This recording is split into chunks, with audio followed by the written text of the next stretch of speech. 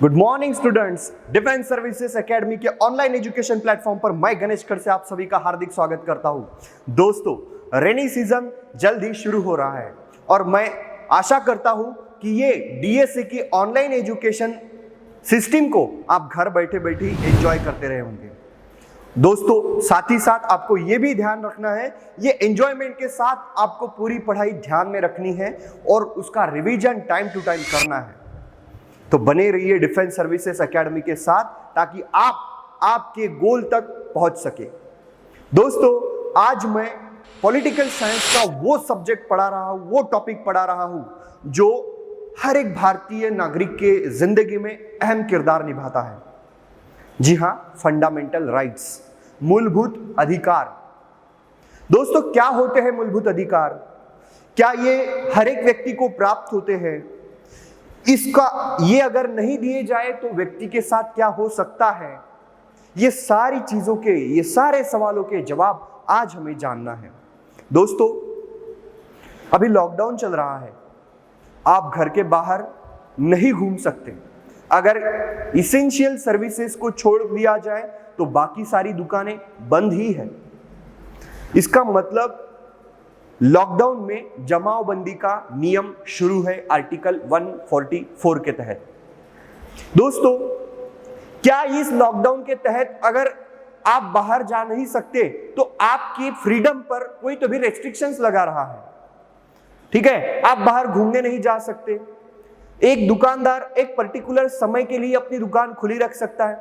तो ये क्या हुआ? उसकी स्वतंत्रता के खिलाफ, उसकी फ्रीडम के खिलाफ हो गया। ये उसके ऊपर कुछ रेस्ट्रिक्शंस हो गए हैं। ये अगर समझो आपको बाहर किसी ने बोलने का अधिकार ही नहीं दिया, अगर समझो आपको कोई प्रोफेशन या फिर व्यवसाय करने का अधिकार ही आपसे छीन लिया गया, अगर समझो आपको कोई दूसरे देश में या फिर कोई दूसरे राज्य में घूमने जाने की अनुमति ही ना दी जाए, इससे क्या होगा दोस्तों? आपके व्यक्तिगत जीवन को एक सीमित जगह के लिए बांध लिया जाएगा, जहां पर आप अपना खुद का डेवलपमेंट नहीं कर पाओगे, व्यक्तित्व का विकास नहीं कर पाओगे। ये सारी चीजें हो सकती है। अगर एक आदमी को फ्रीडम ना मिले तो ये सारी चीजें हो सकती है। तो अगर समझो किसी एक व्यक्ति ने, किसी एक पावरफुल व्यक्ति ने किसी एक समाज को, किसी एक व्यक्ति को ऐसे ही बर्डन में दबो दिया है, तो वो समाज, वो व्यक्ति अपना खुद का विकास ही नहीं कर पाएगा, वो खुद को डेवलप ही नहीं कर पाएगा। इसीलिए यही चीज ध्यान में रखते हुए हमारे इंडियन कॉन्स्टिट्यूशन ने सारे भारतीय नागरिकों को कुछ राइट्स दिए गए हैं जिनको हम फंडामेंटल राइट्स कहते हैं। फंडामेंटल का मतलब होता है बाय बर्थ। आप भारत में अगर आपका जन्म हुआ है तो बाय बर्थ मतलब जन्म लेते ही वो आपको प्राप्त हो जाते हैं, किसी से मांगने की कोई जरूरत नहीं होती। ठीक है, और कोई ना ही दे ही सकता है। ठीक है, बाय बर्थ आपको वो प्राप्त हो जाते हैं। और ये प्राप्त हुए फंडामेंटल राइट्स जो है ये आपके साथ बने रहने चाहिए, इसका कोई भी उल्लंघन नहीं होना चाहिए। ठीक है, इसकी जिम्मेदारी लेता है हमारा सुप्रीम कोर्ट। लोगों को इस फंडामेंटल राइट्स के जरिए प्रोटेक्शन दिया जाता है। फंडामेंटल राइट्स को प्रोटेक्शन कौन देता है? तो सुप्रीम कोर्ट देता है। कोई फंडामेंटल राइट्स को आप से छीन नहीं सकता। अगर कोई व्यक्ति ऐसी कोशिश करता है तो वो गुनहगार ठहराया जाएगा। हम देखते हैं आज इस फंडामेंटल राइट्स के बारे में। दोस्तों, आर्टिकल 14 से लेकर आर्टिकल 35 तक हमारे इंडियन कॉन्स्टिट्यूशन में फंडामेंटल राइट्स की बात की गई है। जब हमारा कॉन्स्टिट्यूशन बना था तब भारत के कॉन्स्टिट्यूशन में 7 फंडामेंटल राइट्स थे। कितने? 7। बट कॉन्स्टिट्यूशनल अमेंडमेंट नंबर 44 के तहत संपत्ति का अधिकार जो है ये हटा दिया गया। आर्टिकल 31 में संपत्ति का अधिकार था जिसको हटा दिया गया। कौन सी अमेंडमेंट के तहत? तो अमेंडमेंट नंबर 44। तो इस तरीके से एक फंडामेंटल राइट हट गया 7 में से।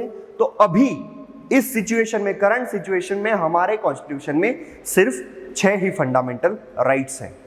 दोस्तों, आइए शुरू करते आज की हमारी जर्नी और जानते हैं कि हमारे फंडामेंटल राइट्स क्या है, ताकि आप भी एक सतर्क नागरिक बन सको। चलिए दोस्तों शुरू करते हैं इस इंटरेस्टिंग टॉपिक को। Initially the constitution of India had 7 fundamental rights that are borrowed from constitution of USA. हमारे इंडियन कॉन्स्टिट्यूशन में जो फंडामेंटल राइट्स की बात की गई है वो फ्रेंच रिवॉल्यूशन और यूएसए की अमेरिकन राज्य क्रांति से प्रभावित है, ठीक है। वहीं से हमारे इंडियन कॉन्स्टिट्यूशन में फंडामेंटल राइट्स लिए गए हैं। But later on right to property was abolished and now there were just 6 fundamental rights, ठीक है। एक प्रॉपर्टी का जो फंडामेंटल राइट्स था उसको माइनस कर दिया गया। अब ये चित्र का मतलब क्या होता है, आपने मूवी अगर बहुत सारी देखी है तो अदालत जो कि कॉमन एक चित्र है या फिर दृश्य है जो हर एक मूवी में दिखाया ही जाता है। तो ये जो है ये टक टक करने वाला वो घंटा होता है जो जज बजाता रहता है। अगर पब्लिक कोर्ट में बैठी हुई पब्लिक अगर हल्ला मचा देती है, ठीक है, शांतता को भंग करने की कोशिश करती है तो वो जज फिर इसको टक टक टक टक करता है। इसका मतलब क्या है, ये चित्र दिखाने का मतलब क्या है यहाँ पर दोस्तों, तो ये हम जो फंडामेंटल राइट्स पढ़ रहे हैं इन सारे फंडामेंटल राइट्स को इस कोर्ट का प्रोटेक्शन है। कोई उसको आपसे दूर नहीं लेके जा सकता, नहीं छीन सकता आपसे उसको। आपको वो फंडामेंटल राइट बाय बर्थ मिले इसकी जिम्मेदारी ये कोर्ट उठाता है, ठीक है। सुप्रीम कोर्ट की वो जिम्मेदारी होती है कि भारत में जन्मे हर एक व्यक्ति को, हर एक नागरिक को बाय बर्थ ये फंडामेंटल राइट्स मिले। कितने हैं? 6 है। कौन से हैं तो देखते। राइट टू इक्वालिटी, समानता का अधिकार, राइट टू फ्रीडम, स्वतंत्रता का अधिकार, राइट अगेंस्ट एक्सप्लॉयटेशन, एक्सप्लॉयटेशन का मतलब होता है शोषण, आपका शोषण न हो सके ये भी अधिकार है आपके पास। Right to freedom of religion, कौन सा धर्म चुनना है, किस धर्म की प्रैक्टिस करना है, ये भी आपका फंडामेंटल राइट है। कोई आपको इंपोज नहीं कर सकता कि आप इसी धर्म का पालन करो, नहीं कर सकता, ठीक है। ये फ्रीडम ऑफ रिलीजन है। कल्चरल एंड एजुकेशनल राइट्स है, ठीक है। शिक्षण का अधिकार और संस्कृति को बनाए रखने का भी अधिकार आपके पास में होता है। राइट टू कॉन्स्टिट्यूशनल रेमेडीज, ये बहुत ही इंपॉर्टेंट है। डॉक्टर अंबेडकर इस राइट टू कॉन्स्टिट्यूशनल रेमेडीज के बारे में क्या कहते हैं कि ये हमारे इंडियन कॉन्स्टिट्यूशन का आत्मा है, सोल है।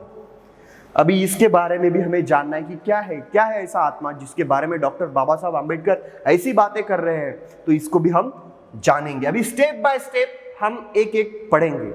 हमारे इंडियन कॉन्स्टिट्यूशन में जो 6 फंडामेंटल राइट्स दिए गए हैं उसमें कुछ नकारात्मक अधिकार है, कुछ सकारात्मक अधिकार है, ठीक है। जैसे कि कोई व्यक्ति आपका शोषण नहीं कर सकता, ये नकारात्मक अधिकार है, ठीक है। और भारत के किसी भी कोने में आप आ जा सकते हो, घूम सकते हो, फिर सकते हो, ये सकारात्मक अधिकार है, ठीक है। तो ऐसे दोनों वे से आपको फंडामेंटल राइट्स दिए गए हैं। सकारात्मक, पॉजिटिव भी है और नेगेटिव भी है, बट वो नेगेटिव होने के वजह से भी फिर भी वो आदमी के, भारतीय नागरिकों के भले के लिए ही है। तो शुरू करते हैं दोस्तों। This fundamental rights are envisaged in article 12 to 35 of the Indian constitution. Actually जो समानता का पहला अधिकार है वो 14 नंबर के आर्टिकल से शुरू होता है, ठीक है। तो ये जो डिस्कशन मैंने बताया कि इसको प्रोटेक्शन है, 6 प्रकार के फंडामेंटल राइट है, सकारात्मक और नकारात्मक है, तो ये सारी आर्टिकल्स, ये सारी चीजें आर्टिकल 12 और 13 में दी गई है, ये सारी जानकारी, ठीक है। तो शुरू करते हैं दोस्तों। पहला right, right to equality. Article 14 से लेके आर्टिकल 18 में इसकी बात की गई है। क्या कहता है राइट टू इक्वालिटी? इक्वालिटी का मतलब होता है समानता। भारत में जो भी व्यक्ति है, जो भी भारतीय व्यक्ति है, उनको लॉ का इक्वल प्रोटेक्शन होता है, ठीक है। कायदे का उनको समानता से प्रोटेक्शन होता है। ऐसा नहीं होता कि इस व्यक्ति के लिए अलग कायदा है और इस व्यक्ति के अलग कायदा है, ऐसा नहीं होता। दोनों व्यक्तियों के लिए, चाहे वो बड़ा हो, छोटा हो, अमीर हो, गरीब हो, ऊंच हो, नीच हो, ऑफिसर हो, सामान्य नागरिक हो और ना ही पॉलिटिकल लीडर हो, सबके लिए एक तरीके से समान अधिकार दिए गए हैं इंडियन कॉन्स्टिट्यूशन में। इसी तरीके से लॉ का जैसे इक्वल प्रोटेक्शन है, इसी का अगर दूसरा रूप देखा जाए तो अगर आप कोर्ट में दाखिल होते हो तो लॉ के अगेंस्ट में आप इक्वली आपके साथ बिहेवियर किया जाएगा। मतलब कोर्ट में भी आपके अगेंस्ट में अगर कोई केस चलती है तो बैकग्राउंड नहीं देखा जाता कि आप कौन है भाई, आप एक टीचर है, आप एक प्रोफेसर है, आप एक पॉलिटिकल लीडर है, या फिर आप बड़े ऑफिसर है, कोई बात नहीं देखी जाती।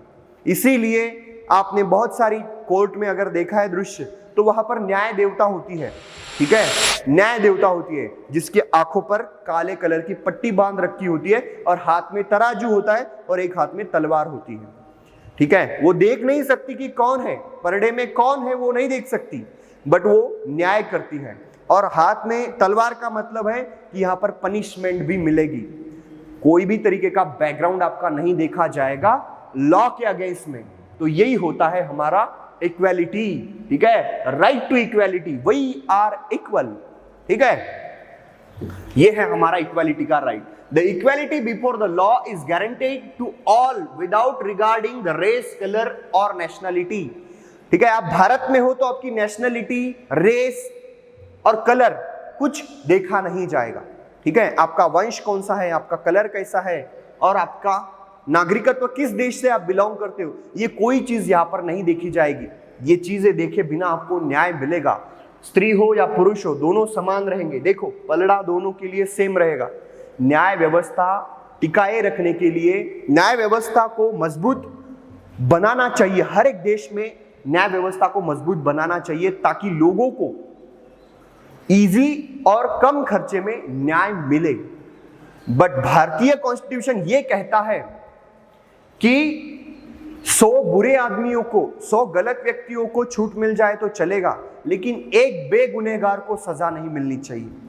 इसीलिए भारत में न्याय का जो प्रावधान है, इसीलिए केसेस लंबे लंबे दिनों तक चलते जाते हैं, अंतिम निर्णय आता ही नहीं, क्योंकि हमारे इंडियन कॉन्स्टिट्यूशन ने ये थ्योरम अप्लाई किया है कि 100 गुनहगार छूट गए तो चलेगा, लेकिन एक बेगुनहगार को सजा नहीं मिलनी चाहिए, ठीक है। तो ये हमारे इंडियन कॉन्स्टिट्यूशन ने ये थ्योरम अप्लाई किया है।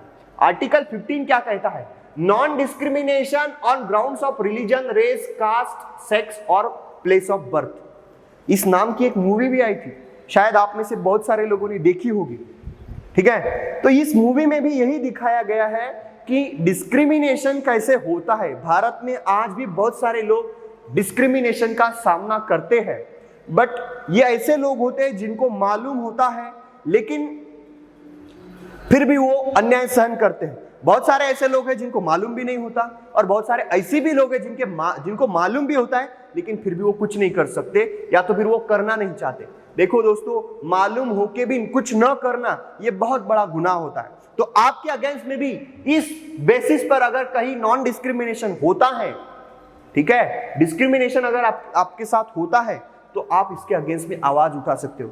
देखो, ये व्हाइट मतलब ये कोई तो भी ऐसा व्यक्ति है जिसका कलर पूरा व्हाइट है, और ये ऐसा व्यक्ति है जिसका कलर काला है, ठीक है। ये जो है भारत हो या फिर हमारे पूरे अर्थ का विचार किया जाए, ये दोनों ने अगर हाथ मिला के काम किया तो ये अर्थ सही ढंग से काम करेगी, ये सृष्टि चलेगी, यहाँ पे काम सब देश सुख समृद्धि से रहेंगे।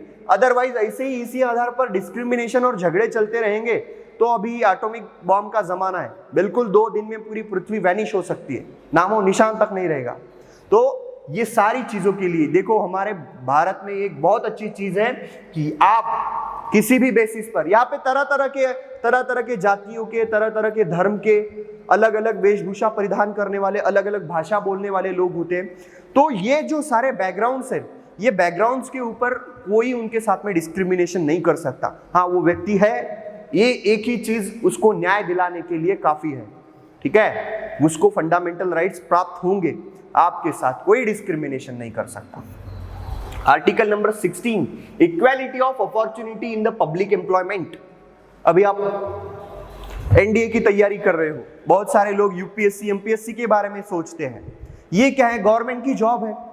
गवर्नमेंट की जॉब है तो सबके लिए ओपन रहनी चाहिए, सबके लिए ओपन रहनी चाहिए। जिसमें काबिलियत होगी वही वो पोस्ट को हासिल करेगा। दोस्तों, तो इसी को ध्यान में रखते हुए equal opportunity in public sector, ये फार्मूला भारत ने कॉन्स्टिट्यूशन में अपनाया है।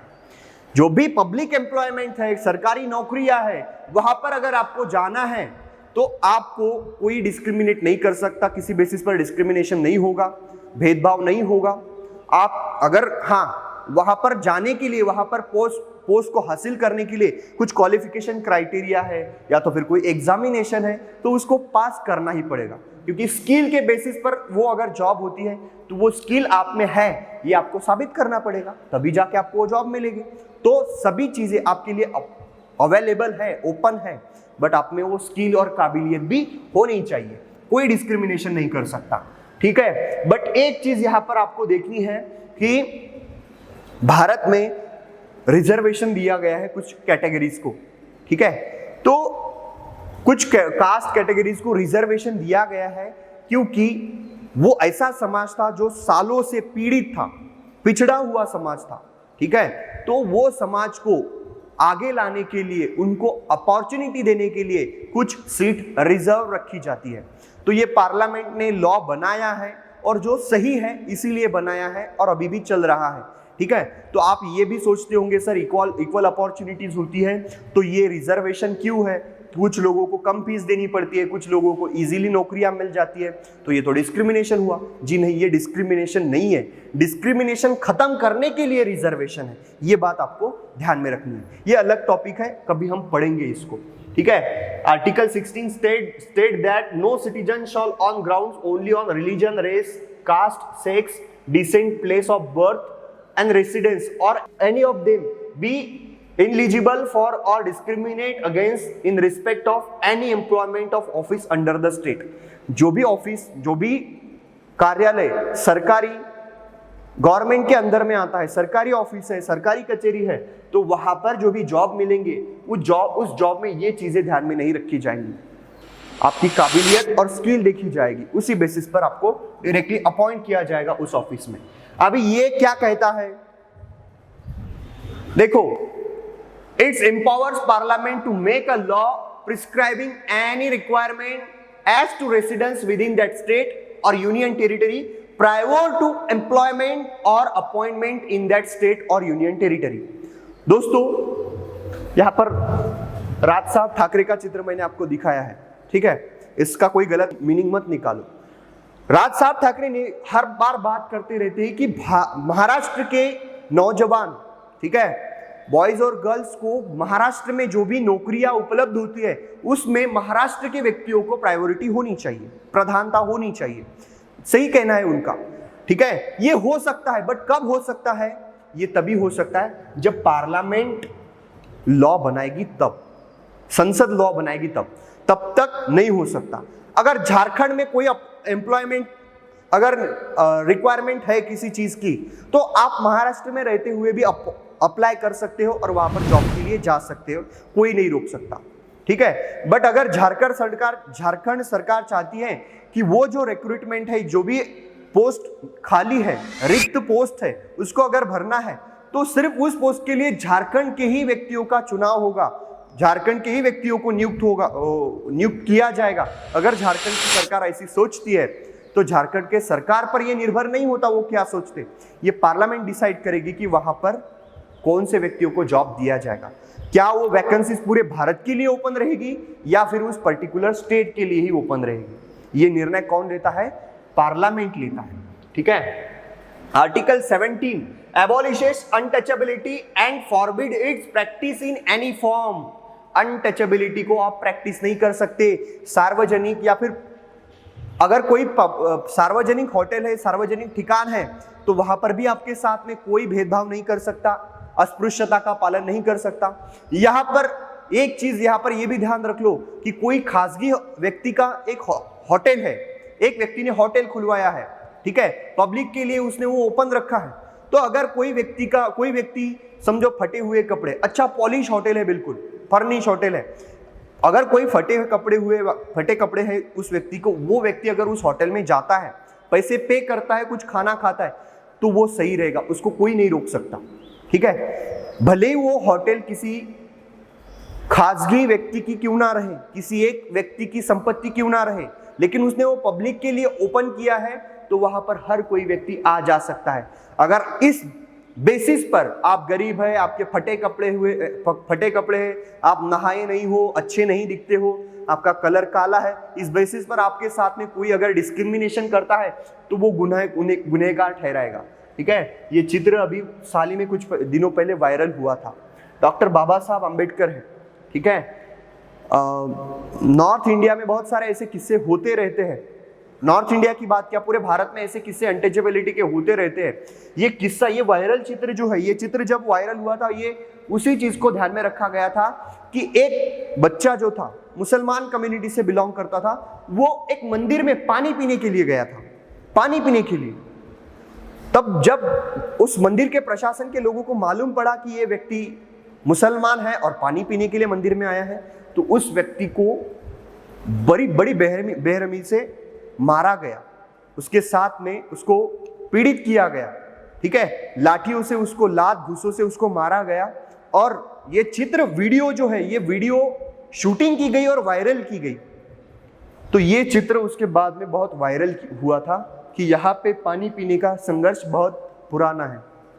अगर डॉक्टर बाबा साहब आम्बेडकर की जीवनी पढ़ी हो तो ये सेंटेंस का मतलब आप इजीली समझ जाओगे। यह चित्र भी आपको डिस्क्रिमिनेशन के बारे में बताता है। ये लड़की जो है, ये बाकी बच्चों से मिल नहीं सकती, उनके साथ में बैठ नहीं सकती, उसको अलग बिठाया गया है, ठीक है, उसको अलग बिठाया गया है। क्यों?